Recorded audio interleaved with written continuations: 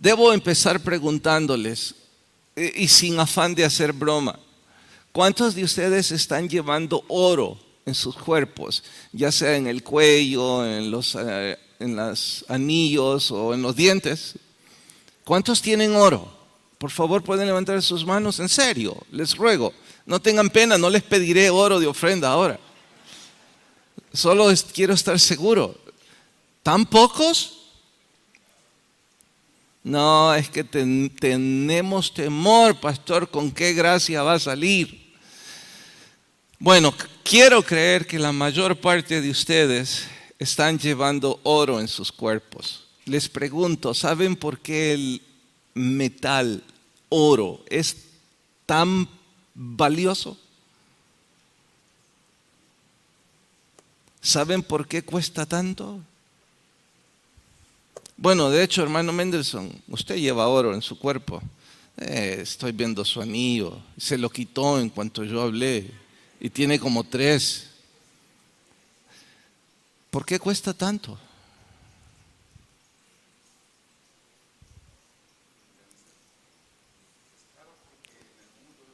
Porque en el mundo es caro. Pero debe haber una razón del por qué el mundo... Porque cuesta extraerlo. Bueno, está cerca, pero no. ¿Alguien tiene idea por qué el oro es tan caro? Hay un mito de que el oro no se corroe, no se oxida, y que eso lo vuelve tan valioso. Digo mito porque es cierto de que el oro es caro en el mundo por sus propiedades químicas, entre otras, es el casi mejor de todos los elementos para conducir electricidad. Es maleable y míticamente difícil de oxidar. Eso significa, pues no se va a corroer. Y digo, ese es el mito, porque en circunstancias normales no se va a corroer, no se va a oxidar. Pero si usted le agrega a ese oro o lo sumerge en un poco de agua regia, el agua regia es la formada por ácido nítrico y ácido clorhídrico. Si usted sumerge el oro en esa mezcla, pueden estar seguros que en poco tiempo ya no existirá ese precioso material. Ahora, ¿cuántos tienen acceso a una mezcla de ácido nítrico y clorhídrico? Solo los químicos, solo alguien con el propósito de deshacer el oro en el mundo. Es un absurdo, eso difícilmente va a pasar. Ahora, yo estoy diciendo todo esto porque el poeta dice que el oro, lo crean o no, puede perder el brillo. En ese entonces ellos no conocían las propiedades químicas como nosotros ahora las podemos explicar. Lo único que sabían, y con sorpresa, es que de cuando en cuando y sin explicación que ellos pudieran dar, el oro se ennegrecía, se corroía según ellos. Y de ahí es que dice Jeremías que de la misma forma, aunque nadie lo pueda creer, que de vez en cuando el oro se corrompe, así la nación hebrea, que era oro para Dios, se estaba corrompiendo y muy pronto quedaría desolada. Y eso es nuestro sermón para hoy. El oro también se oxida. Vayan a Lamentaciones capítulo 4. Libro de Lamentaciones capítulo 4. Vamos al verso 1. ¿Listos? Dice capítulo 4, Lamentaciones, verso 1. Como se ha ennegrecido el oro, como el buen oro ha perdido su brillo, Las piedras del santuario están esparcidas por las encrucijadas de todas las calles. Los hijos de Sión, preciados y estimados más que el oro puro, cómo son tenidos ahora por vasijas de barro, obra de manos de alfarero. Aún los chacales dan la teta y amamantan a sus cachorros, pero la hija de mi pueblo es cruel como los avestruces en el desierto. Hasta ahí leemos y oramos. Señor, te rogamos de tu gracia y que tu Espíritu Santo nos exhorte, nos ilumine y podamos crecer en el estudio de tu palabra. En Cristo Jesús rogamos esto. Amén. Bien, ahora pregunto, ¿para qué buena cosa sirve el oro ennegrecido y corroído?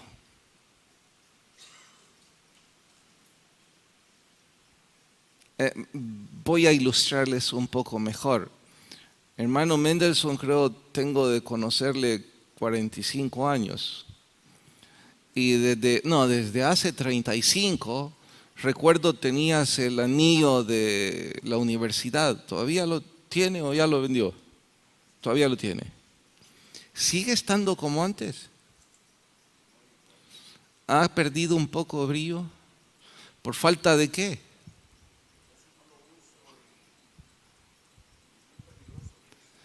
Dijo, para los que no escuchan, que por el peligro de nuestra ciudad, pues no mucho lo usa, y eso obviamente ha llevado falta de mantenimiento al anillo, así es que ha perdido brillo. Si perdiera aún más y se ennegreciera, ¿para qué le serviría? Para nada. Y cada día vale menos, y entre más se corroe, menos vale, hasta el punto de no valer nada. Bueno, entonces ahora pregunto en términos generales, ¿para qué sirve el oro oxidado? Absolutamente para nada. ¿Están claros con eso? ¿Sí, amén? ¿Qué tiene que ver eso con nuestro estudio? Mucho. El punto es este. La nación hebrea fue oro para toda la comunidad, porque debía ser luz para las naciones.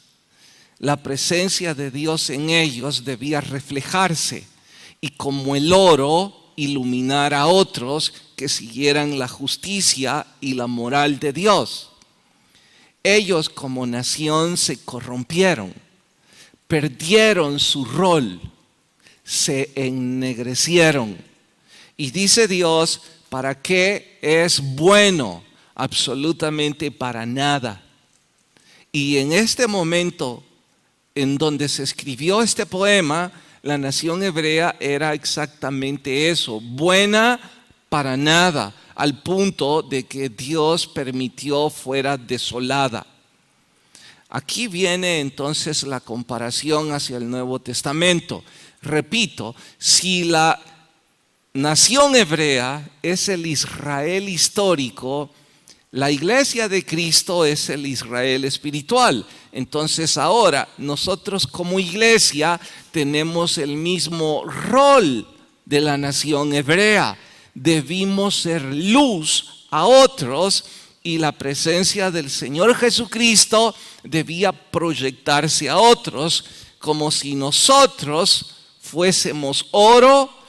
El oro es la presencia de su Espíritu, reflejada a través de nuestro diario vivir, sería luz para otros. Ahora, la pregunta de honor es, ¿qué opinan ustedes? La iglesia de Cristo actual, y ¿saben qué? No hablemos de la iglesia en términos generales, hablemos de la capilla, de esta congregación. Ni siquiera me referiré a nuestras misiones o a nuestras filiales. Hablaré de forma exclusiva a esta congregación. Díganme, ¿creen que hemos perdido brillo? Vamos, opinen, por favor.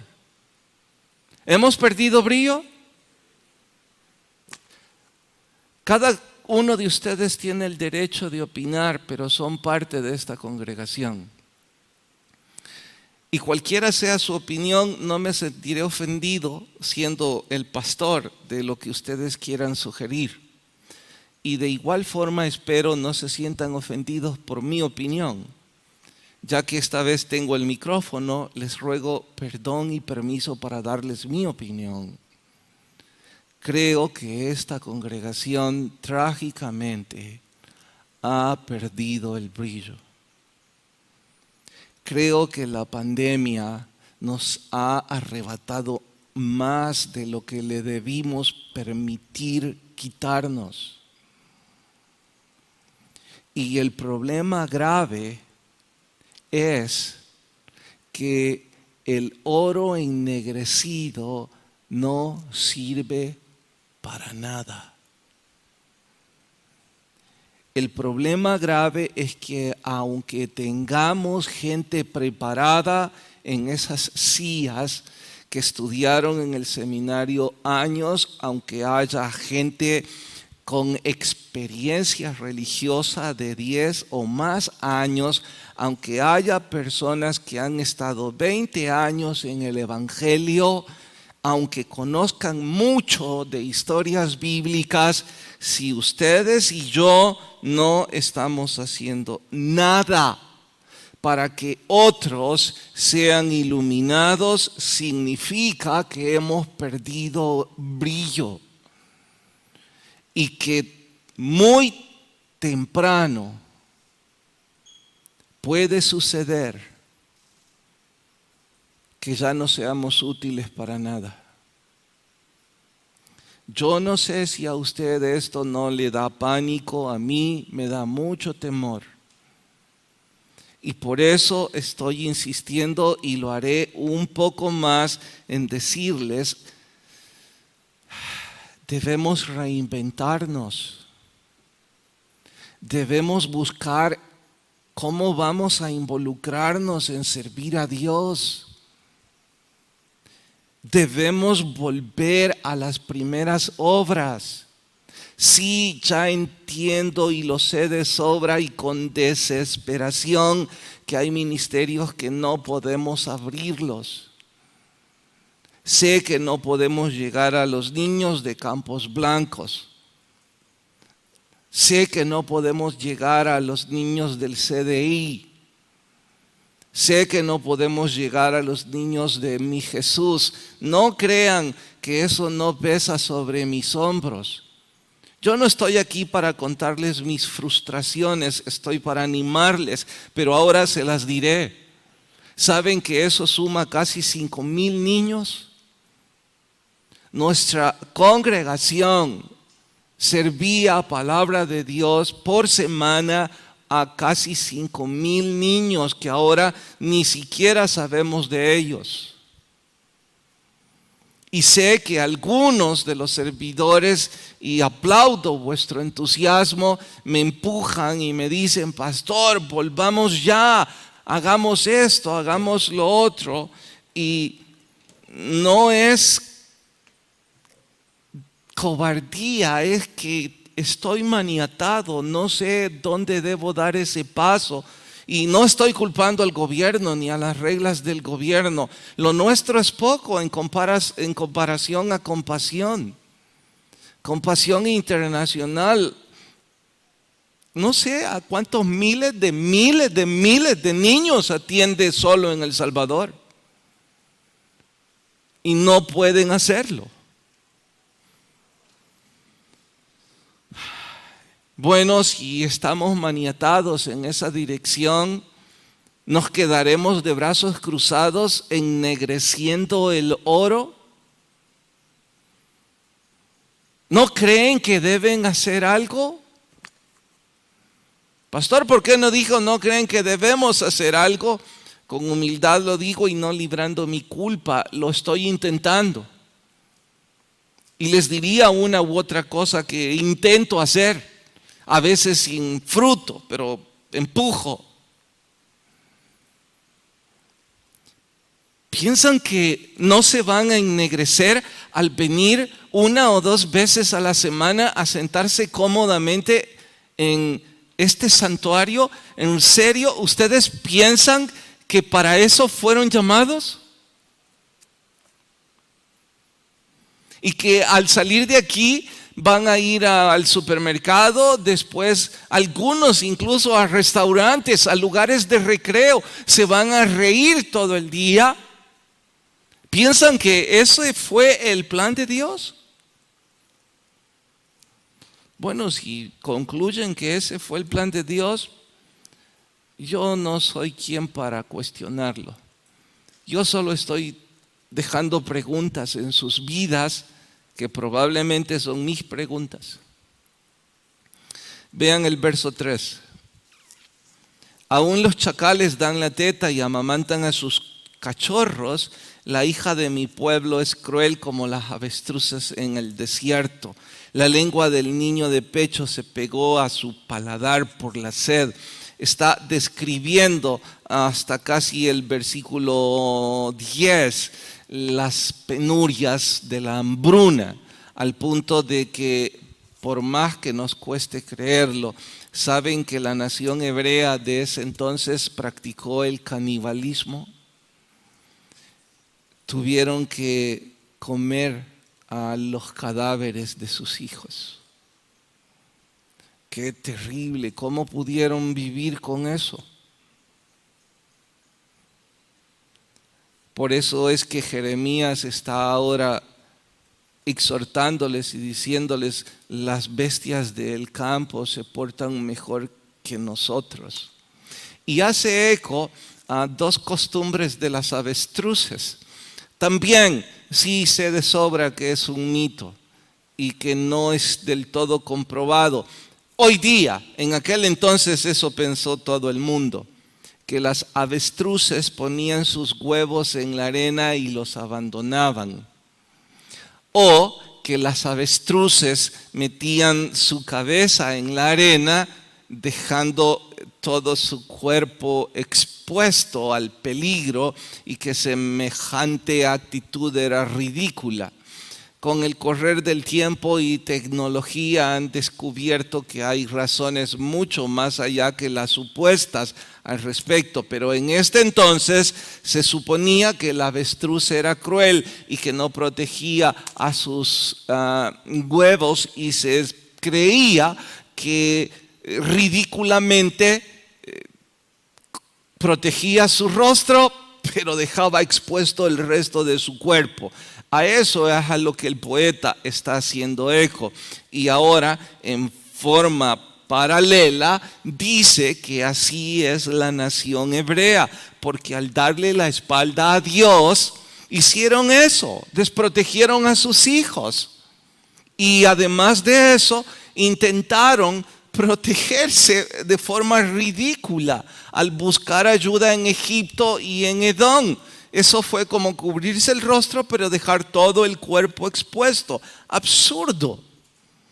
Bueno, eso fue para la nación hebrea, pero nuestro trabajo es ahora aplicarlo a la iglesia de Cristo. Y en simple español, esto sería que hemos perdido como iglesia no solo el brillo, sino también nuestra razón de ser como iglesia de Cristo. ¿En qué sentido? Que nosotros deberíamos hoy más que nunca predicar el evangelio, porque hay muchas personas muriendo y van a ir al infierno, y nosotros deberíamos ser refugio espiritual. En contraste, como la avestruz, queriendo proteger nuestra cabeza, dejamos expuesto el resto de nuestra vida. Me dijo alguien: oiga, pastor, si algo llega a sucederme en medio de todo lo que está pasando, finalmente, me dijo, prefiero que me suceda mientras sirvo a Dios que mientras intento protegerme. porque debo preguntarles, ¿en realidad existe protección que sea lo suficientemente efectiva como para que usted o yo nos cobijemos y digamos, estaré en esta isla hasta el 2021 diciembre, que probablemente esto se mitigue y entonces saldré? ¿Pueden hacer eso? Aun si pudieran hacerlo, ¿piensan que ese fue el rol de la Iglesia de Cristo? ¿Piensan que para eso fuimos llamados? ¿No creen que estamos descuidando nuestra razón de ser? ¿No creen que deberíamos más bien hacer eco de Malaquías y creer en eso, en donde reza, entonces conoceréis la diferencia entre el que sirve a Dios y el que no le sirve? Y dice Dios, estoy citando Malaquías, serán para mí especial tesoro los que me sirven. ¿No creen que protegernos bajo esa promesa es fe? ¿No creen que todo lo demás es sin sentido? Porque no hay algo que podamos hacer en donde podamos decir, estoy 100% protegido de esto. Déjenme repetir testimonios. Dijo ese hermano, quien fue terriblemente vapuleado porque le asaltaron, tanto que me he estado cuidando y mire por dónde vine a pasar. O esa otra hermana que dijo, wow, no he ido al hospital durante todo este tiempo por el riesgo y ahora resulta que tengo una enfermedad grave que no tiene nada que ver con eso. Bueno, no había ninguna protección que propinara total certidumbre. Y en honor a ello, mejor me acojo a lo que dijo ese otro hermano. Si finalmente me pasa algo, prefiero que me pase sirviendo al Señor y no cobijado en una muy, muy falsa protección.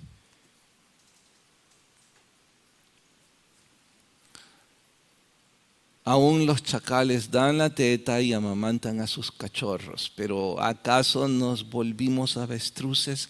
¿No creen que debemos volvernos a Dios? Capítulo 5, verso 23. 5, verso 3. Huérfanos somos sin padre, nuestras madres son como viudas. Y el verso 21. Vuélvenos, oh Jehová, a ti. ¿Y qué pasa? Esa es la oración final. Queremos volvernos. Bueno, yo les sugería hace un rato, intentemos reinventarnos. No pueden hacer ministerio deportivo. Bueno, tienen maniatadas vuestras piernas, no vuestros labios. Y lo que Dios necesita de nosotros no era que jugáramos al fútbol, sino que compartiéramos el evangelio. ¿Acaso Dios necesita el fútbol? No creo. Debemos volvernos a Dios. ¿Cómo? Puntualmente en X o Y ministerio, no sé. Oro que el Espíritu Santo les guíe y que todos lo estén buscando. En lo que a mí respecta e intentando ayudarles, estamos a 4, digo ayudarles y poner una meta específica en el horizonte cercano. Estamos a 4 semanas de celebrar Semana Santa. Yo no sé ustedes, pero yo recuerdo la última con mucha tristeza. Pero esta, ¿repetiremos la tristeza? Yo creo que no. De hecho, martes y miércoles santo, vamos a tener una mini vigilia. Será, si todo va bien, de 10 a 11:30. Y la haremos allá afuera, con fogata, y recrearemos la Pascua. No vamos a comer, claro está, por los riesgos que saben de sobra. Pero saben, no solo intento hacer algo diferente o nuevo, lo cual no es malo, más bien intento que eso sirva como un jale para que ustedes inviten a vuestros compañeros de trabajo, a vuestro familiar o a vuestro vecino, que ya son parte de su clúster, que comen con ellos, trabajan con ellos, conviven con ellos. Y lo vamos a hacer allá para que quepa un poco más gente y sin riesgo alguno y al aire libre. Y como es semivigilia, siempre tiene un atractivo extra para que otros se sientan motivados. Y otras cosas que vamos a hacer. Pero todo esto sería pura vana publicidad si ustedes no empiezan desde ya a reinventar su vida y querer ser luz para otros y proyectar el brillo del oro del Espíritu Santo en sus vidas en alguien que no tiene a Jesucristo. Entonces la invitación es que desde ya pongan en su mente o corazón a quién le hablarán de Jesús. Para ese entonces traerle, y quiera Dios venga a los pies de Jesús. Resurrección será algo parecido, pero eso se los cuento algo antes, luego. Es solo un intento de decirles, debemos hacer algo. Deben hacer algo y debemos volvernos a Dios. Oramos.